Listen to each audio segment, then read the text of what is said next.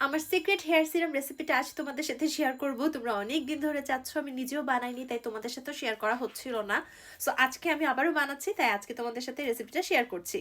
তো এটার জন্য আমি কি কি নিয়েছি দেখে, আমি নিয়েছি চাল, নিয়েছি হচ্ছে রোজমেরি, তারপর তিসি, তারপর মেথি, আর অল্প একটু কালো জিরা আর ক্লোভস। সো তোমার বাসায় যদি আরও অনেক ইনগ্রিডিয়েন্টস থাকে তাহলে সেগুলো ইউজ করবা, আর যদি এগুলোই থাকে তাহলে এগুলো ইউজ করবা, আর যদি এখান থেকে দু একটা ইনগ্রিডিয়েন্টস নাও থাকে তাহলেও হবে। আর আমি কম কম করে নিয়েছি, বিকজ এটা এক সপ্তাহের বেশি ব্যবহার করা যায় না, নষ্ট হয়ে যায়। সো এক সপ্তাহ পরিমাণ আমি নিয়েছি।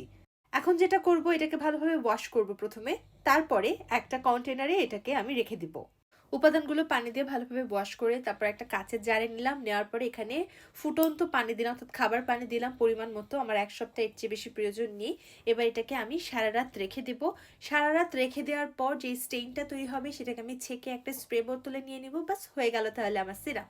এখন এটা অ্যাপ্লাই কিভাবে করতে হবে সেটা অন্য কোনো ভিডিওতে বলবো।